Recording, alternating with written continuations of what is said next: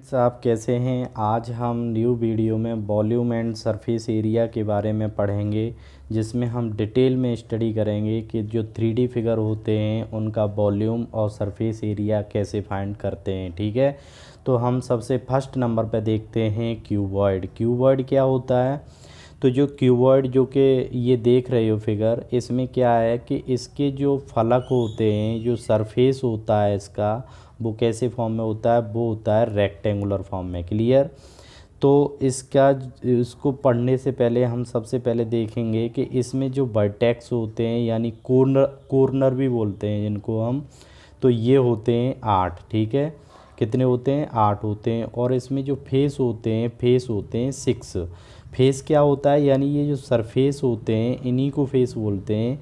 जैसे कि इसके अपोजिट फेस ये वाला है, ऊपर वाला जो फेस है उसके जस्ट नीचे वाला, और फ्रंटल और एक बैक। क्लियर? तो इस कुल मिला के इसमें 6 फेस हैं, और इसमें जो साइड हैं वो हैं 12। क्लियर? तो साइड भी पूछ ली जाती हैं कि एक क्यूबॉइड में कितनी साइड होती हैं, कितने फेस होते हैं, कितने वर्टेक्स होते हैं। तो मुझे नहीं लगता कि अभी भी कोई डाउट रहा होगा। क्लियर? नेक्स्ट देखते हैं। अगर इसके जो डायमेंशन है, अगर उसकी लेंथ L और ब्रेथ B और हाइट उस H दी रखी है, जैसे कि मान लो ये इसकी हाइट इंक्लूड की जाएगी, यानी कि, और ये यहाँ से यहाँ तक लेंथ और ये ब्रेथ इंक्लूड की जाएगी। क्लियर हो गया अच्छी तरीके से? तो जब हम इसका वॉल्यूम फाइंड करेंगे, तो वॉल्यूम फाइंड करने के लिए हम तीनों डायमेंशन का आपस में क्या कर देंगे? मल्टीप्लाई कर देंगे। तो हमें इसका क्या मिल जाएगा? क्यूबॉइड का वॉल्यूम मिल जाएगा। क्लियर? नेक्स्ट देखेंगे होल सरफेस ऑफ क्यूबॉइड, मतलब इसका जो सरफेस एरिया, जो टोटल सरफेस एरिया होगा वो कितना होगा। तो मान लो कि अगर इसका जो फ्रंटल फेस है तो उसका अगर मैं एरिया निकालूंगा तो L/V हो जाएगा। जो L/V इसका एरिया होगा तो इतना ही बैक वाले का होगा, यानी जो बैक में जो फेस है उसका भी। तो ये कितना हो जाएगा? 2LV। ऐसे ही इस फेस में हो जाएगा 2BH प्लस 2HL। तो हम 2 कॉमन ले लेंगे तो LV plus BH plus HL, ये आपस में मल्टीप्लीकेशन में याद रखना, L/V B/H और प्लस H/L। क्लियर? नेक्स्ट देखेंगे इसका अब डायगनल कैसे फाइंड करेंगे। तो डायगनल ऑफ क्यूबॉइड फाइंड करने के लिए हमें क्या करना होगा? जो इसके तीनों जो डायमेंशन है, मतलब length breadth height, individual square करने के बाद ऐड कर देंगे, और जो वैल्यू निकल के आएगी उसका रूट फाइंड करने के बाद हमें डायगनल की वैल्यू मिल जाएगी। क्लियर हो गया यहाँ तक? अब नेक्स्ट देखेंगे क्यूब। क्यूब में क्या होता है? क्यूब की जो ऑल जो फेस होते हैं वो क्या होते हैं? इक्वल होते हैं, मतलब स्क्वायर फॉर्म में होते हैं, और इनके जो डायमेंशन होते हैं वो तीनों इक्वल होते हैं। जैसे कि लेंथ ब्रेथ हाइट, इसमें तीनों कैसी होती हैं? इक्वल होती हैं। अगर मान लो इसकी साइड को हमने यानी ए ले लिया है, यानी कि हाइट ब्रेथ और लेंथ तीनों एक ही वैल्यू होगी, तो ए होगी। अगर हम इसका वॉल्यूम फाइंड करेंगे तो क्या हो जाएगा? A/A, यानी कि AQ हो जाएगा, जो कि मैंने यहाँ पर दिखाया दिया है, volume is equal to AQ। ठीक है ना? तो यहाँ पर हम देखेंगे कि वॉल्यूम ऑफ ए क्यूब, यानी या तो इसको एज का क्यू कर दो। एज का क्यू का मतलब है कि जो जितनी साइड इसकी गिवन है उसका क्यू कर लेंगे तो हमें इसका वॉल्यूम मिल जाएगा। क्लियर हो गया? इसी तरीके से, क्योंकि इसमें हम कैसे समझेंगे, क्योंकि इसमें भी वर्टेक्स जो होते हैं वो 8 होते हैं, फेस 6 होते हैं, साइड भी 12 होती हैं, लेकिन इसका जो फेस होता है वो स्क्वायर फॉर्म में होता है। ठीक है, इसलिए ये क्यूबॉइड से डिफरेंट है, क्योंकि उसमें रेक्टेंगुलर होता है। इसका जो सरफेस एरिया होगा वो S = 6 × A² हो जाएगा। क्लियर? इसका जो सरफेस एरिया होगा, टोटल सरफेस एरिया, वो 6 × A², या इसको हम बोल सकते हैं 6 × एज का स्क्वायर। क्लियर? अगर हमें इसका डायगनल फाइंड करना होगा तो डायगनल फाइंड करेंगे तो ये √3 × एज, यानी √3 × A भी लिख सकते हैं इसको हम। ठीक है। अगर मुझे सपोज दैट अगर ये इतना फाइंड करना होता तो ये उसी फॉर्मूले को अप्लाई कर देंगे रूट में।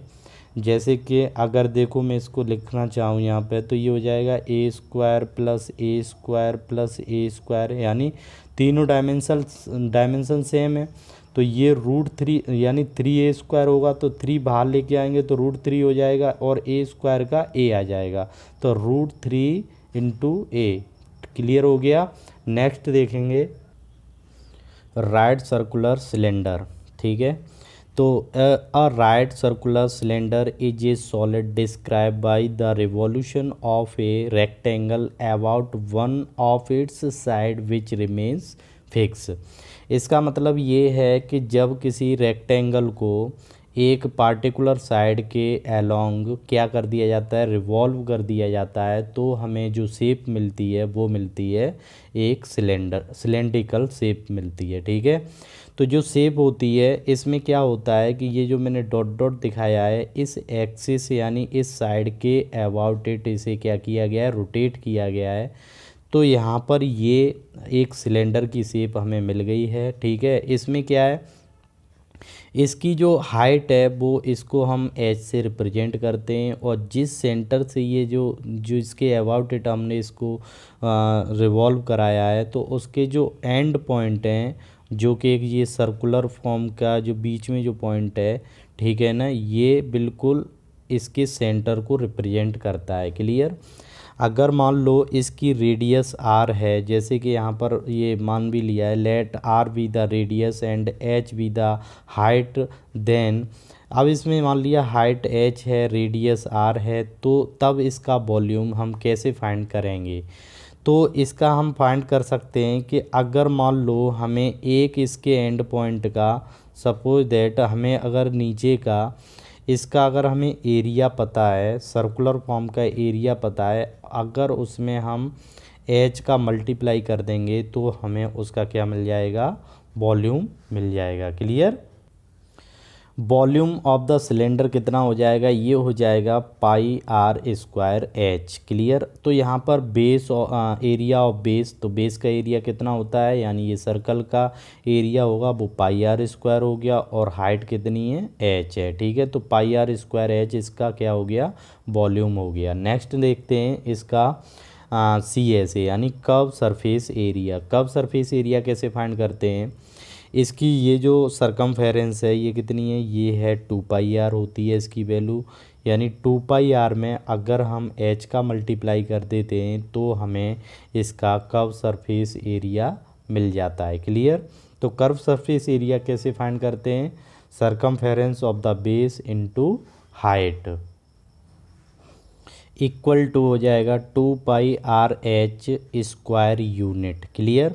तो यहाँ पर ये 2πr जो वैल्यू है ये तो हो गई इसकी सरकमफेरेंस, और इसमें जो h का मल्टीप्लाई कर दिया ये, okay, equal to 2πr/h² unit. तो ये 2πr जो वैल्यू हो जाएगी ये हो जाएगी सरकमफेरेंस और ये h क्या हो जाएगी, सिलेंडर की हाइट। क्लियर हो गया यहाँ तक, स्क्वायर यूनिट। तो 2πr/h होता है इसका कर्व सरफेस एरिया। नेक्स्ट देखेंगे total surface area of the cylinder. कैसे फाइंड करेंगे टोटल सरफेस एरिया, तो उसका जो कर्व सरफेस एरिया है वो कर्व सरफेस एरिया और जो area of two end points है जो कि दो सर्कुलर फॉर्म होते हैं एंड पॉइंट पर, तो वहाँ पर उनका क्या ऐड हो जाएगा इसमें 2πr², और कर्व सरफेस एरिया में पता है कि 2πr/h होता है, तो 2πr/h प्लस 2πr²। ठीक है ना, तो इसमें से हम क्या कॉमन ले सकते हैं, 2πr कॉमन ले सकते हैं, तो ब्रैकेट में h प्लस r हो जाएगा। क्लियर हो गया ये। अब यहाँ पर दूसरा है, ऑल्सो नोट करके यहाँ पर एक पॉइंट दिया हुआ है, जैसे कि अगर हमें हाइट फाइंड करनी है, वॉल्यूम गिवन है और रेडियस गिवन है, तो हम इस तरीके से फाइंड कर सकते हैं। और अगर रेडियस फाइंड करनी है तो कहने का मतलब ये है कि जो v equal to πr² value जो आएगी, इससे अगर h पूछ रहा है तो h निकाल लेंगे, r पूछ रहा है तो r निकाल लेंगे। क्लियर हो गया। अब आता है होलो सिलेंडर। होलो सिलेंडर में क्या होता है कि अगर हमें सपोज दैट ऐसे मटेरियल का वॉल्यूम फाइंड करना है, जैसे यहाँ दिया हुआ है the volume of material in a hollow cylinder is the difference between the volume of a cylinder having the external dimension and the internal dimension. मतलब इसकी अगर मान लो ये हमारे पास होलो सिलेंडर दिया हुआ है, क्लियर। इसकी हाइट अगर मान लो मैंने h मान ली है ये, तो इसकी हाइट h हो जाएगी। ये जो इंटरनल सिलेंडर है इसका ये वाला, तो इसकी अगर मैं रेडियस ले लूँ स्मॉल r और एक्सटर्नल की रेडियस ले लूँ कैपिटल R, ये यहाँ से यहाँ तक जो हो जाएगी, सेंटर एक ही रहेगा दोनों का, तो ये कैपिटल R और जो छोटा वाला सिलेंडर है उसकी हो जाएगी स्मॉल r। यानी कि ये एक तरीके से होलो है, ठीक है। इस वजह से थोड़ा सा इसमें देखने में कन्फ्यूजन होगा, क्योंकि ये 2D प्लेन पे मैं पढ़ा रहा हूँ और ये 3D पिक्चर है, ठीक है। तो जब हम इसका वॉल्यूम फाइंड करेंगे तो ये वॉल्यूम निकल के आएगा पाई, वैसे तो पाई आर स्क्वायर एच होता है, लेकिन यहाँ पर क्या होगा, यहाँ पर ये वाला एक्सटर्नल रेडियस में से इंटरनल रेडियस का स्क्वायर क्या कर देंगे, माइनस कर देंगे, क्लियर। तभी तो वॉल्यूम निकल के आएगा, डिफरेंस कर देंगे। मतलब एक्सटर्नल शेप का वॉल्यूम माइनस इंटरनल शेप का वॉल्यूम निकालेंगे सिलेंडर का, तो वो ये निकल के आएगा पाई ब्रैकेट में आर स्क्वायर माइनस के small R square into H. Clear हो गया। या फिर इसका वॉल्यूम इस तरीके से फाइंड कर सकते हैं, अगर ऐसे थोड़ा कन्फ्यूजन हो रहा है तो एक्सटर्नल पार्ट का वॉल्यूम निकालो, उसमें से इंटरनल पार्ट के वॉल्यूम को माइनस कर दो, तो ये उस पार्टिकुलर मटेरियल का पूरा वॉल्यूम हमें मिल जाएगा, क्लियर। अब होलो सिलेंडर का जब हम सरफेस एरिया फाइंड करेंगे, टोटल सरफेस एरिया, तो वो हो जाएगा 2 pi R plus capital R plus small R, दूसरे ब्रैकेट में capital H plus capital R minus का स्मॉल आर। क्लियर हो गया।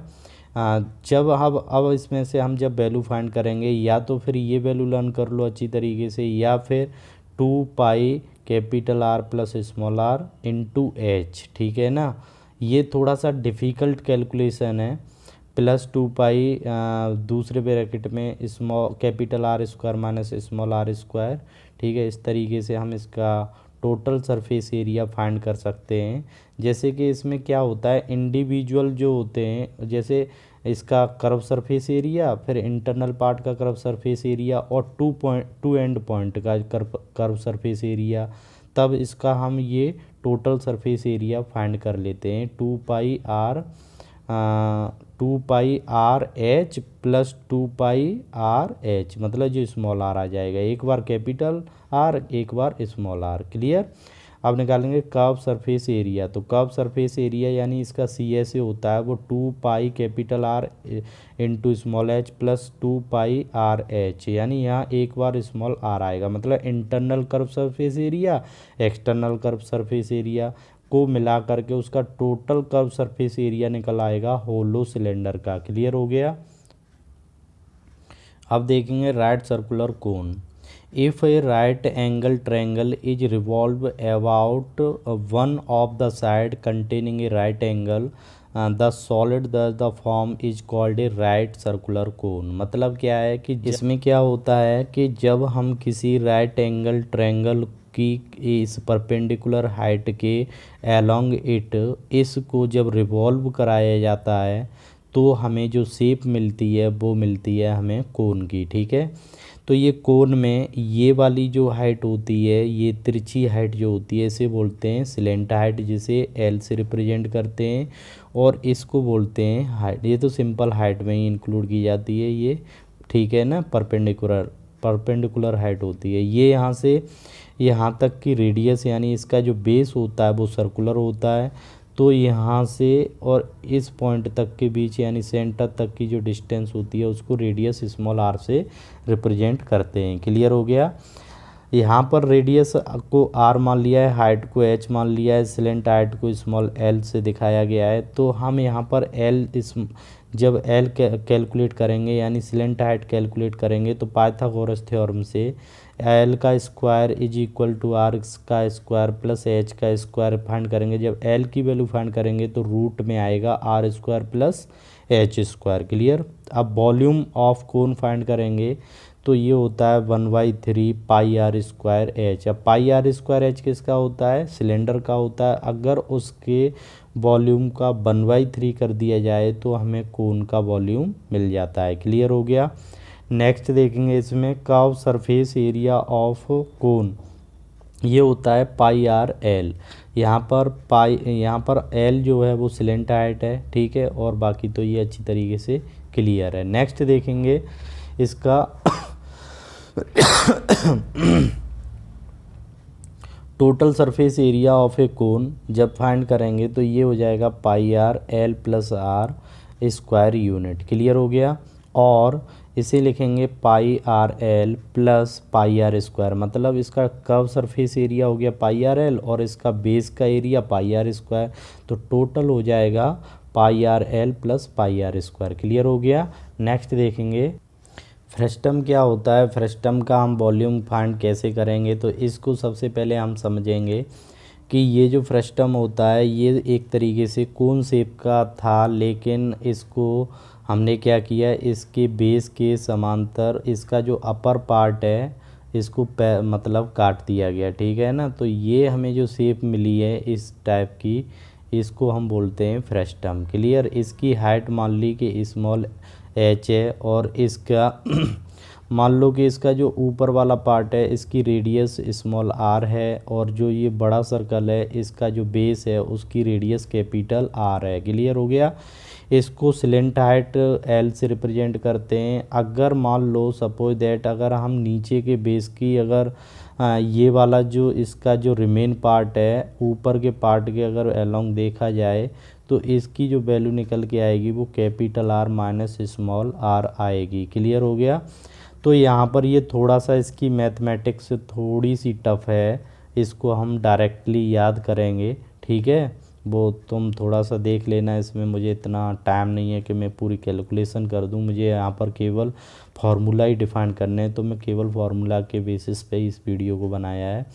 तो फ्रस्टम का जो वॉल्यूम होगा वो पाई एच ओवर 3 ब्रैकेट में हो जाएगा capital R square plus small R square plus capital R into R cubic unit. Cubic unit क्यों लगाते हैं, क्योंकि इसको 3D डायमेंशनल है, ठीक है ना। तो ये हो जाएगा। नेक्स्ट देखेंगे lateral surface area of the frustum of the right circular cone, ये कितना हो जाता है पाई एल ब्रैकेट में R plus small R square unit. Clear हो गया। एल यहाँ पर जो कैलकुलेट किया जाएगा वो L square is equal to H square plus R minus capital R minus small R का होल स्क्वायर। याद रखना इसमें जो फ्रस्टम में एल कैलकुलेट किया जाता है वो इस तरीके से किया जाता है। क्लियर। नेक्स्ट देखेंगे total surface area of the frustum of the right circular कोन, तो ये किस तरीके से फाइंड करते हैं, area of the base plus area of the top plus lateral surface area, यानी ये इस तरीके से इसका ये टोटल सरफेस एरिया हो जाएगा। तो ये हो जाएगा पाई ब्रैकेट में ये वैल्यू निकल के आएगी, इसमें डायरेक्ट लिख दिया है capital R square plus small R square plus L और ब्रैकेट में capital R plus small R. मैंने इसको थोड़ा सा एलेबोरेट कर दिया है तो यहाँ पर अच्छी तरीके से समझ सकते हो।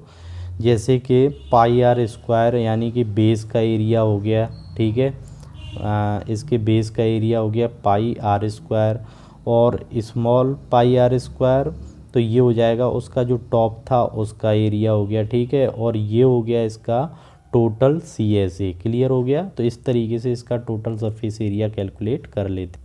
अब देखेंगे स्फीयर। स्फीयर क्या होता है, when a circle is revolve about A diameter the solid the form is called a sphere. Clear. जो सेमी सर्कल होता है अगर उसके डायमीटर के अलोंग इट उसको इस तरीके से रिवॉल्व किया जाएगा तो वहाँ पर हमें जो 3D शेप मिलेगी वो होगी स्फीयर। क्लियर हो गया। तो यहाँ पर हम सबसे पहले कुछ पॉइंट देखते हैं। तो इसका मान लिया ये जो पॉइंट O है, O इसका सेंटर है और इस पॉइंट से यहाँ तक की जो डिस्टेंस स्मॉल आर जो कि रेडियस है इसकी, ठीक है। ऑल रेडियाई आर इक्वल, यानी रेडियस का जो प्लूरल फॉर्म होती है वो रेडियाई होती है। क्लियर। तो इसकी सभी रेडियाई कैसी होंगी, इक्वल होंगी। इसे section cut off sphere by any plane is a circle, वो तो क्लियर है कि अगर कोई सेक्शन इसका कट करोगे वो एक सर्कल ही होगा, ठीक है।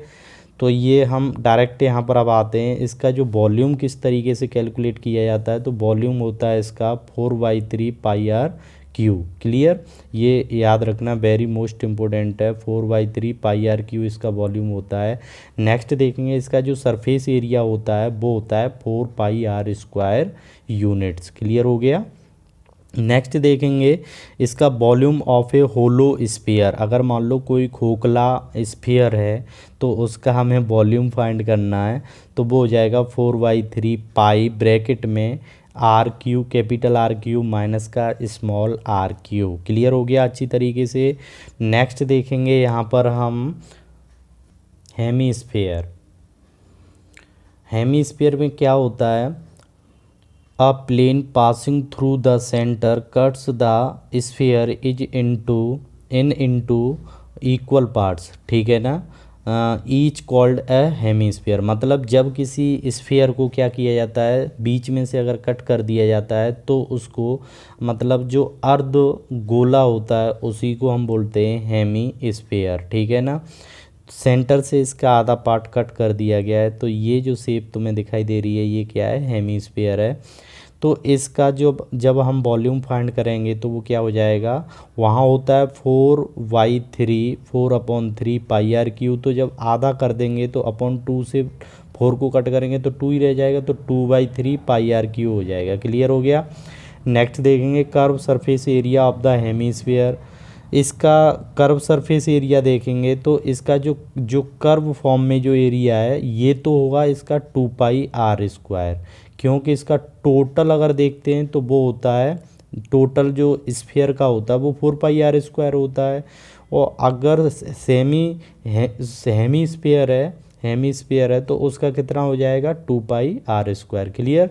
अब इसका देखेंगे टोटल सरफेस एरिया, तो टोटल सरफेस एरिया हो जाएगा 2 pi R square plus pi R square. Pi R square क्यों इंक्लूड हुआ है कि ये जिस पार्ट को इसको कट किया गया है ये वाला जो पार्ट है इसका सर्कुलर पार्ट है, तो इसका भी एरिया क्या होगा, इंक्लूड होगा, ठीक है।